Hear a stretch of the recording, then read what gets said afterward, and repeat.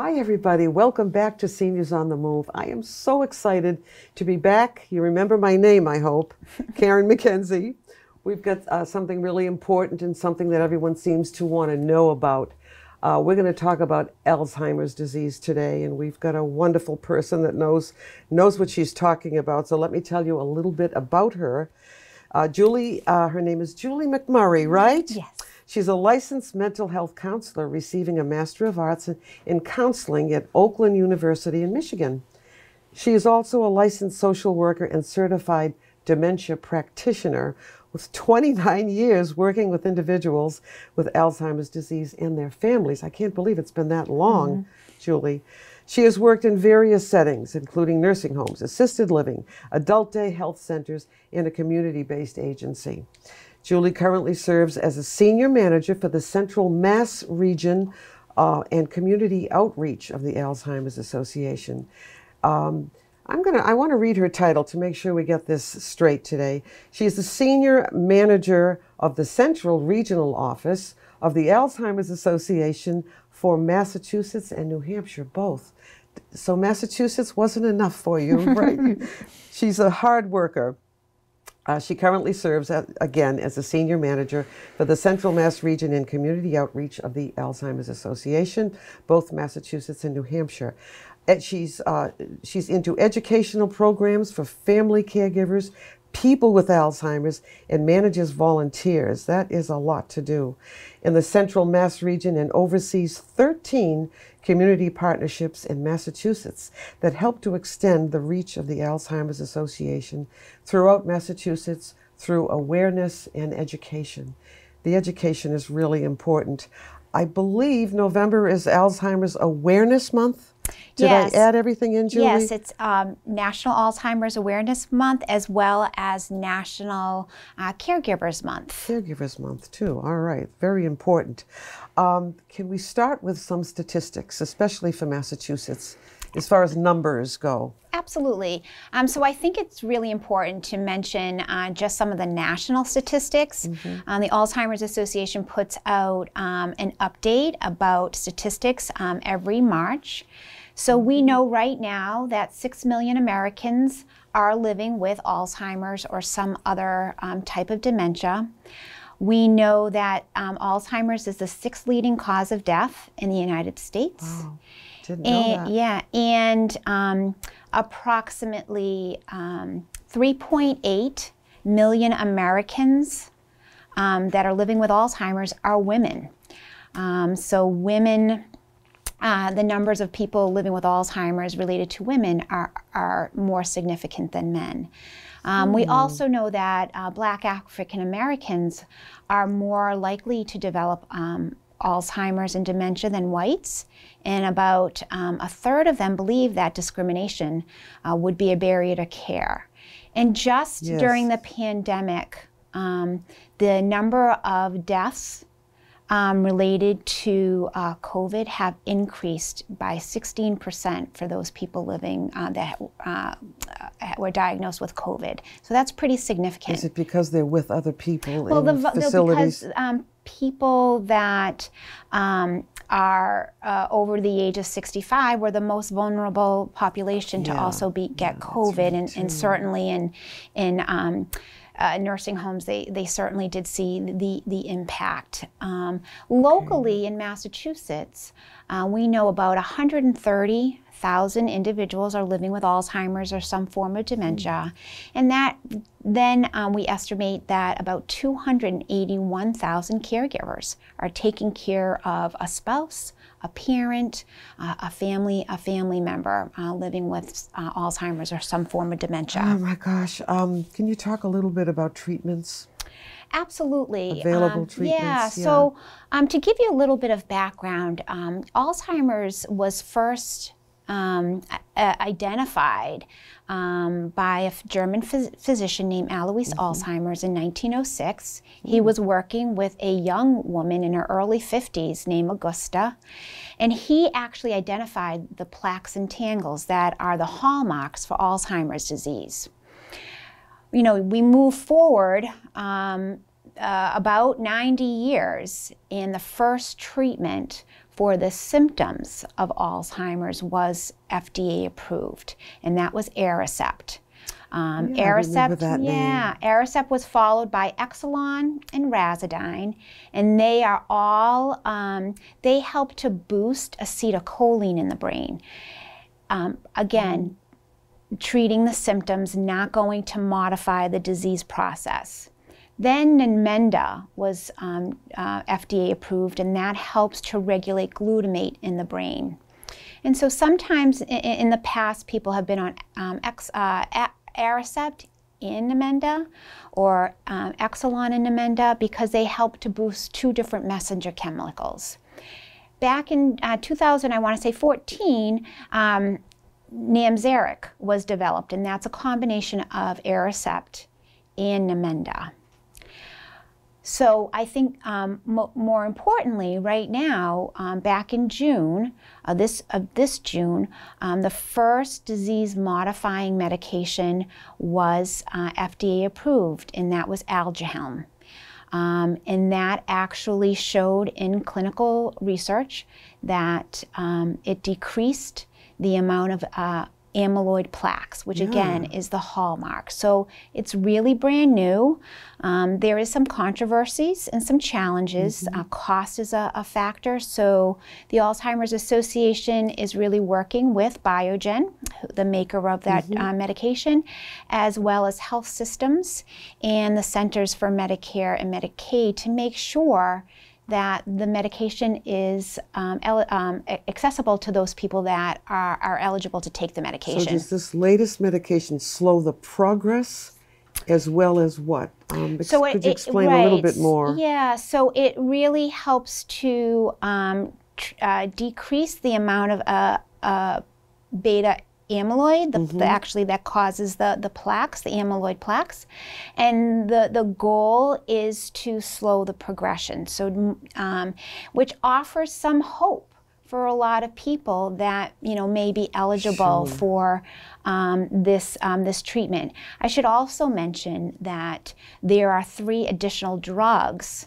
similar to Alzeimer that are in the pipeline. So there's definitely hope on the horizons. And I wear this bracelet everywhere I go because there is a reason to hope. Research really is the key to finding a cure or prevention, because Alzheimer's and the other forms of dementia are fatal. People die from Alzheimer's and the other forms of dementia. So we do believe that there is hope on the horizon. Is it true that people over 85, most people will eventually get it, or is it, do you combine it with all the other types of dementia? Because Alzheimer's is a specific dementia. Right. So I think it's important to really give a definition of dementia, because oftentimes Alzheimer's and dementia are kind of used interchangeably. So dementia in and of itself is not a disease process or a diagnosis. Dementia really describes symptoms, and then there are many types of diseases and illnesses that cause those dementia symptoms. So when we talk about dementia, we talk about the symptoms being, memory loss that interrupts daily life, because we all forget, but it's when that forgetfulness truly impacts someone's daily life. Confusion to day and time, misplacing things and the inability to retrace steps, new problems with language, both writing and verbal, impaired judgment, changes in mood and behavior. So there's symptoms that cause the dementia, and then Alzheimer's accounts for about 60 to 80% of all the dementias, but there's other types of dementia as well. Really? Yes. That is interesting. Julie, what else would you like us to know? I'm sure you have things that you talk about all the time when you're interviewed. So I think, you brought up an important point, that majority of people over the age of 5 are at greater risk. Age is the greatest risk factor for developing Alzheimer's, and what are we all doing?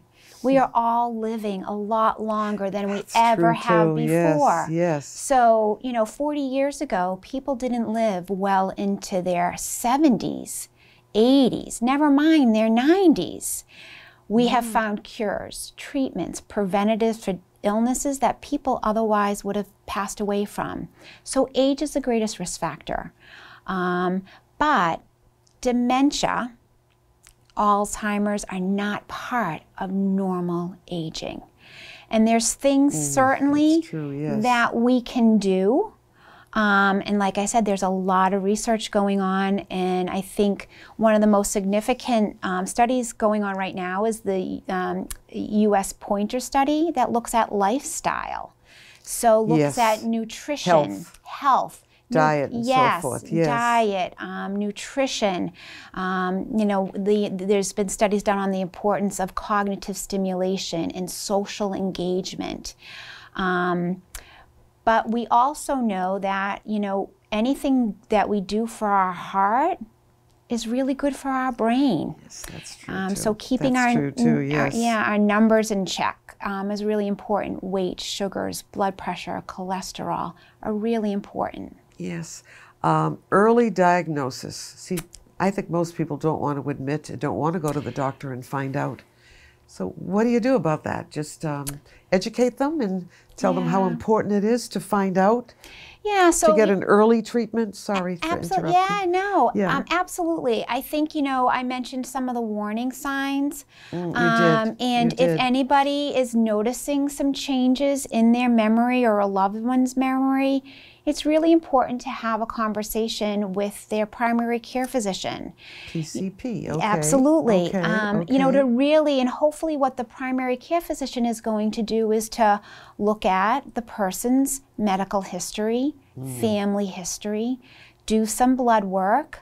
They may make a referral to a neurologist to do some scans of the brain.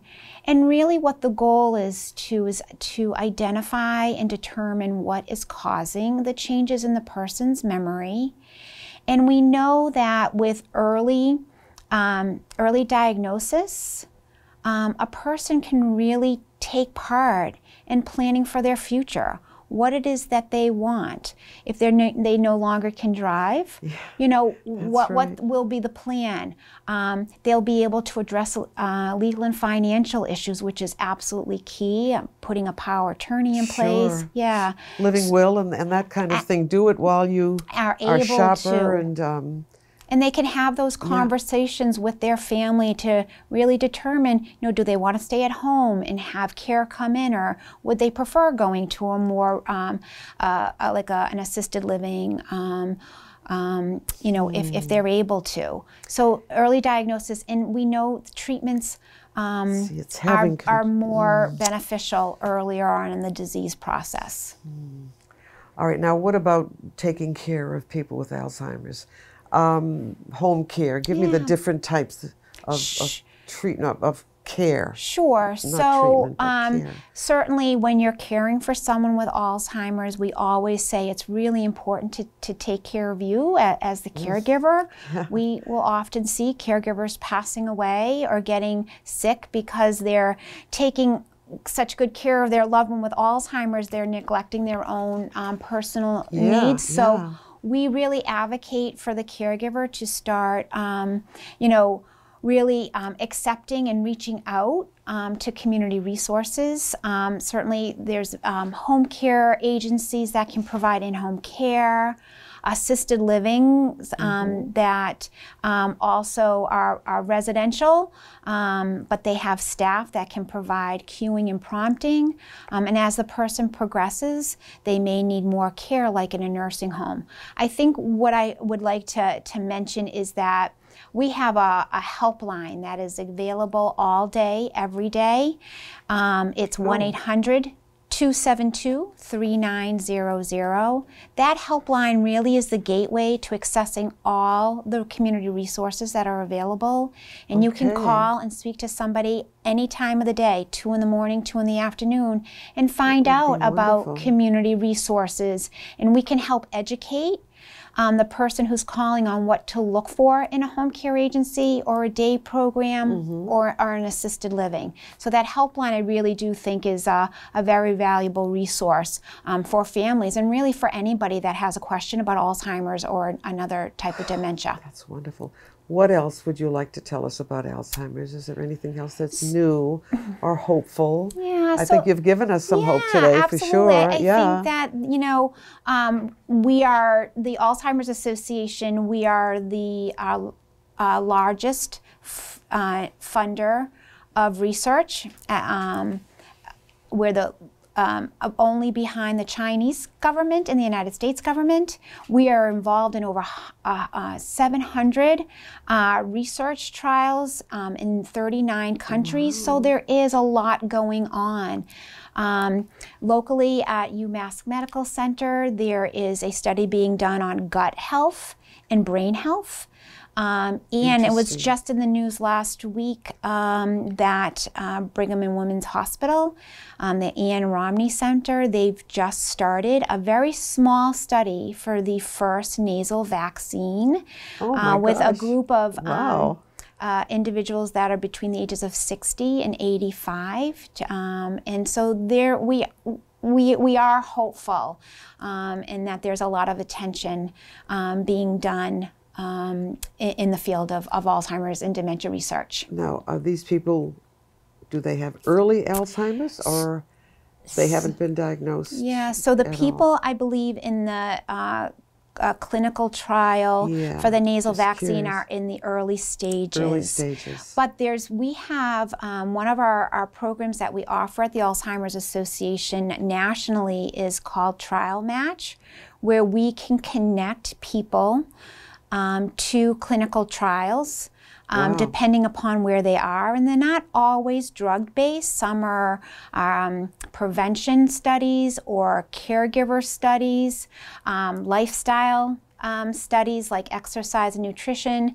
And those studies are open to caregivers, healthy individuals, as well as people living with Alzheimer's. And if you visit our website, there is information about the Trial Match program. And the website is Alzeimer's? So www.alz.org/MANH. That's our local Massachusetts, New Hampshire chapter website. And what about education? Give me a typical program that Sure. So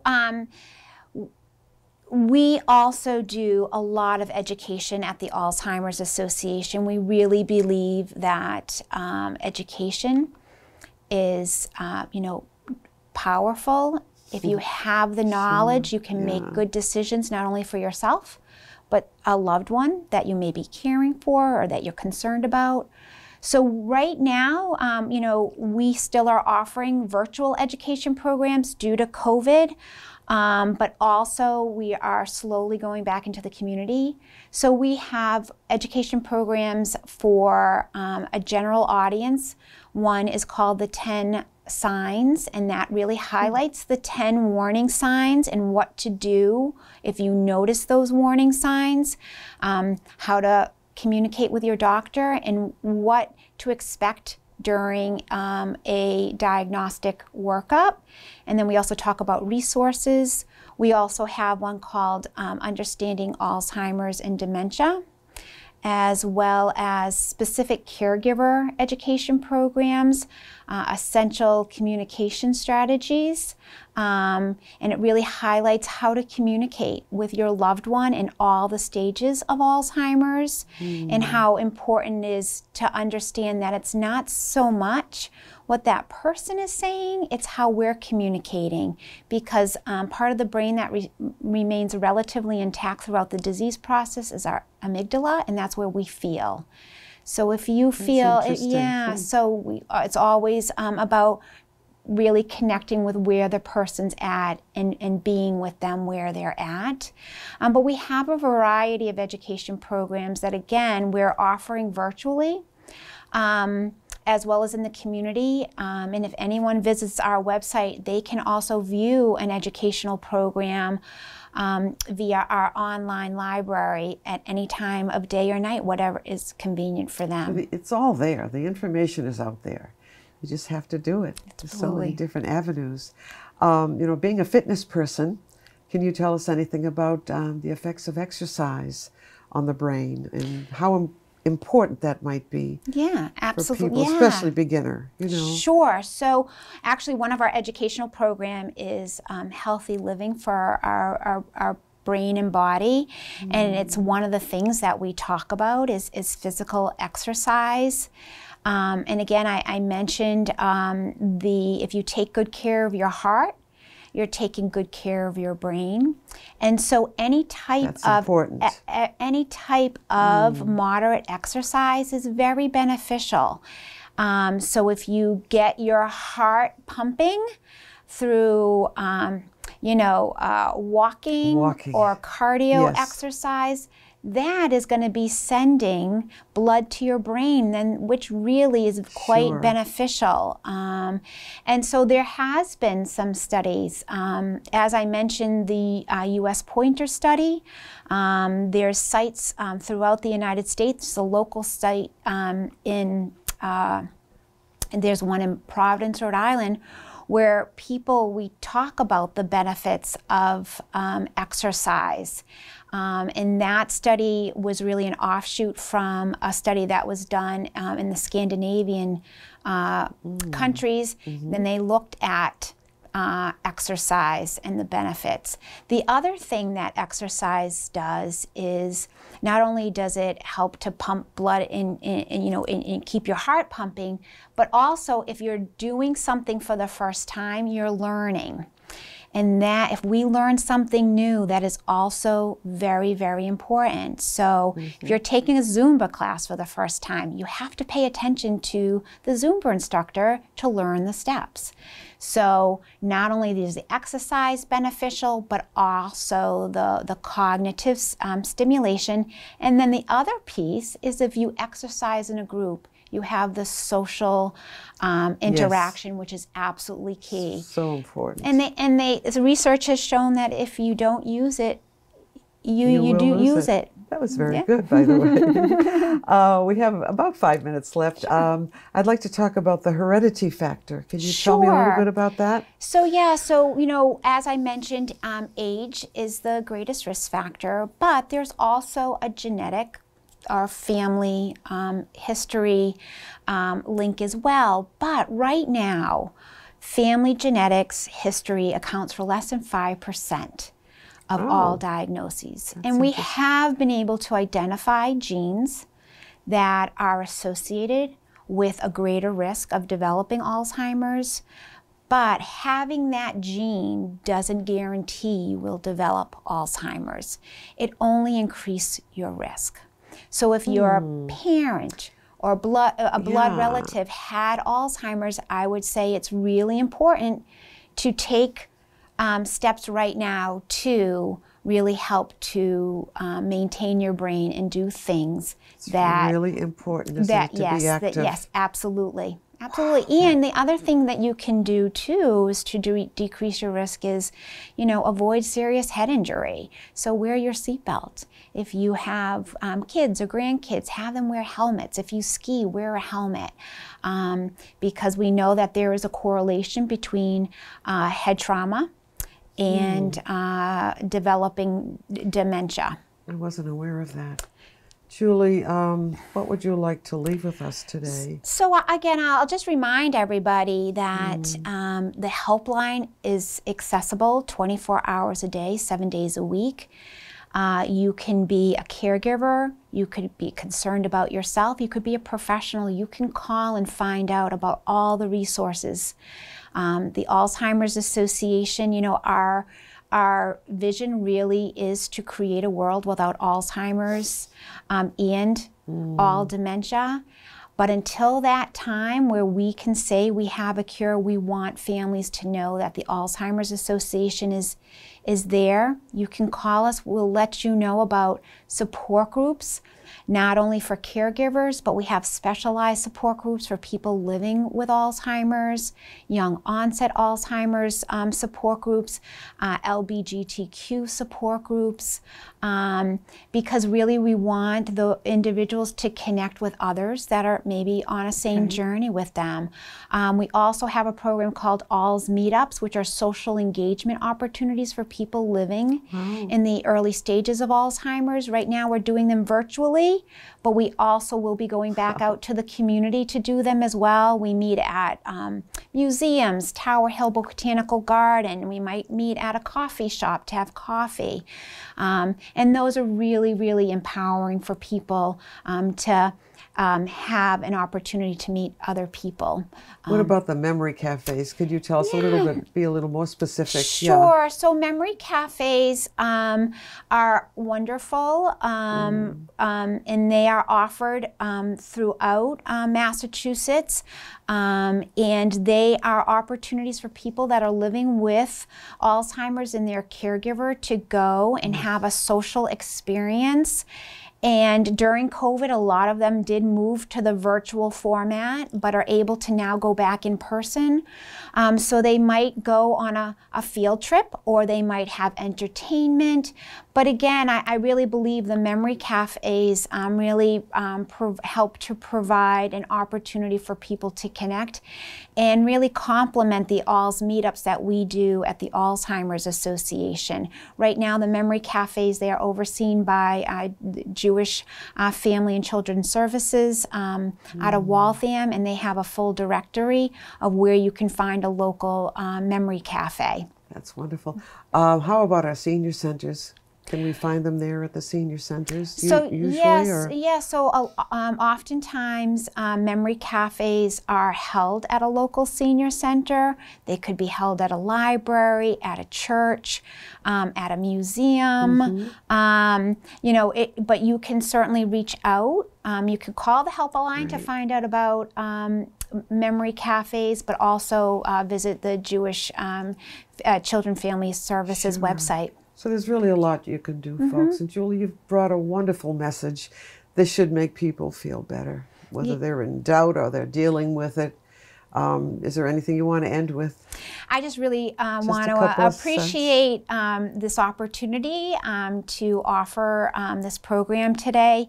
You know, we want families to know that you can reach out to the Alzheimer's Association and get support and have your questions answered, and know that you're not alone. You know, we know in Massachusetts 130,000 individuals are living with Alzheimer's, and we want those individuals and their caregivers not to feel isolated. Well, Julie, you've been wonderful. Thanks for coming. I know how busy you are, and I hope this helps you folks out there, and I am, again, so glad to be back. And we'll have another interesting show for you next time. So thanks for watching. And remember, we don't stop playing because we grow old. We grow old because we stop playing. Right, Julie? Right. And I know that she agrees with me. So thanks again. Thank you. You've been wonderful. Thank you so much. And I want a bracelet. Okay, well, I'll just give you this one.